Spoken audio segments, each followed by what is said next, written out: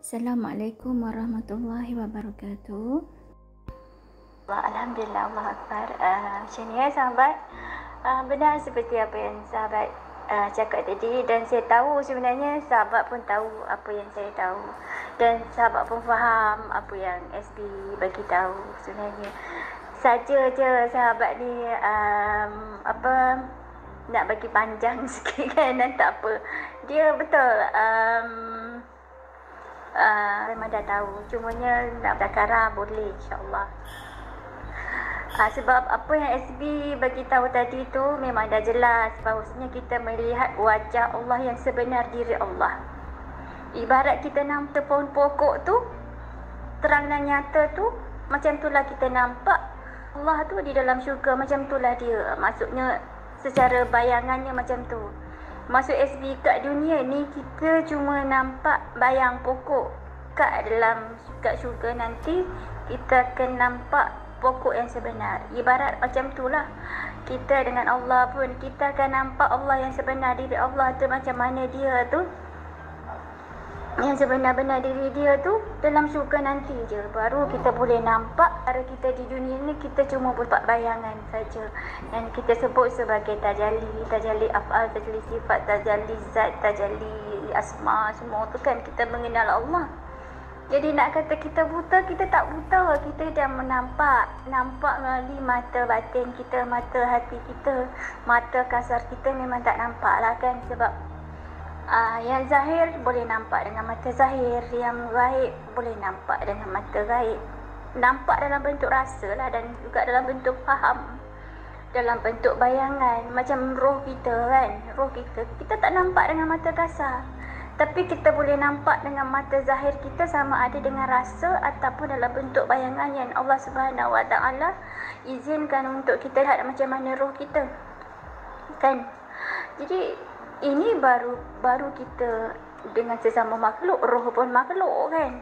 Tapi Allah Subhanahu Wa Taala ni dia sembunyi di dalam terang kan.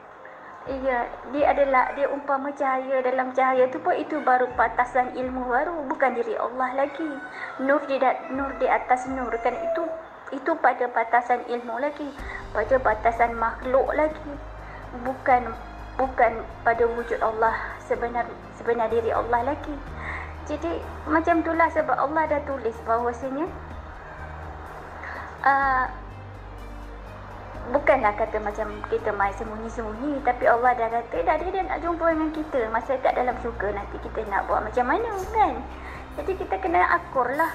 Tapi dalam masa yang sama Allah suruh kita cari dia.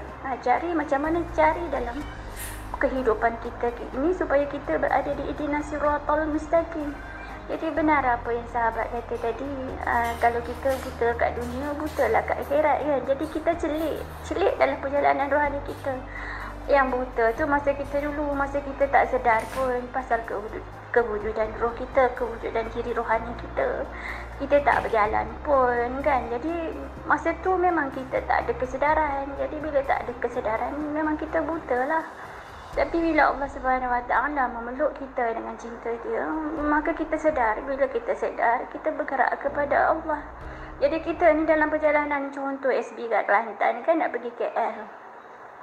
Kita dah tempuh macam-macam tempat RNR kan. So itulah perjalanan kita.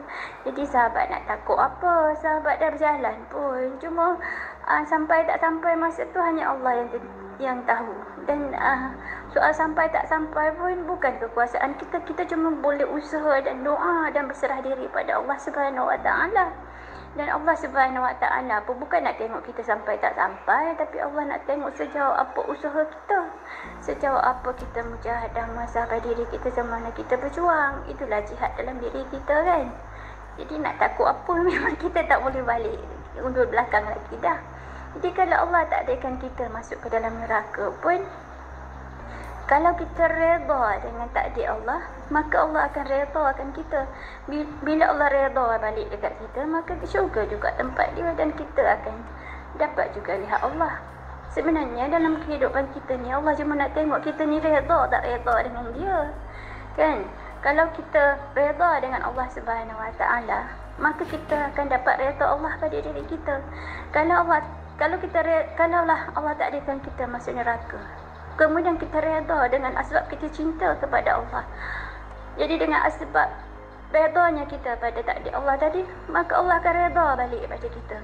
Bila dia redha dengan kita, maka dia akan syukurkan kita. Macam kita dengan mak ayah kita kan. Mak ayah kita suruh buat apa-apa, lepas tu tiba-tiba kita buat, mak ayah kita hukum kita pula. Tapi kalau kita redha dengan hukuman mak ayah kita tu akan lembut hati, tak salahkan kita, akan peluk kita balik. Tapi Allah lebih-lebih lagi lah kan. Semua pada SB hanyalah gurau senda semata-mata dengan kita dengan Allah Subhanahu Wa Taala. Sebab Allah tu dia nak tengok betulkah kita ni cintakan dia, betulkah kita kasihkan dia kan. Jadi hakikat redha itulah yang kita nak dapatkan kan. SB masa apa perjalanan dulu selalu pujuk hati kan. Selalu SB ikrarkan dalam diri SB dalam bentuk nyanyian-nyanyian untuk pujuk hati SB kan. Kan SB dulu selalu kata nyanyi pun nyanyikan raditu billahi rabba wa bil islami dina wa bi muhammadin nabiyya wa rasula. SB selalu pujuk diri SB supaya SB ni redha dengan Allah kan, redha dengan agama, redha dengan Rasul. Jadi lama-lama hati kita jadi lembut. Jadi sebenarnya kehidupan ini adalah satu proses tarbiyah diri kita untuk kita redha pada semua pun Allah pada diri kita. Jadi bila redanya kita pada Allah dan kita dapat redanya Allah pada diri kita, maka itulah syurga. Jadi syurga sebenarnya kita dah dapat kat dunia, iaitu bila kita redha. Bila kita dah sampai kepada makam redha tu dan kita sungguh-sungguh kita redha pada Allah, maka syurga dunia yang berupa ketenangan hati adalah milik kita. Dan apabila kita dah dapat syurga dunia tu, maka lepas itulah kita akan mi'raj.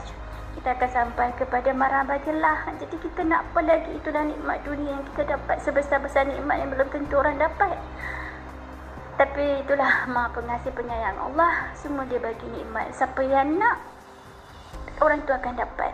Cuma kita kena sentiasa muhasabah diri, sentiasa bermujahadah. So jihad ini kalau kita mati pun insya-Allah Allah redha dengan kita. So kita nak apa lagi?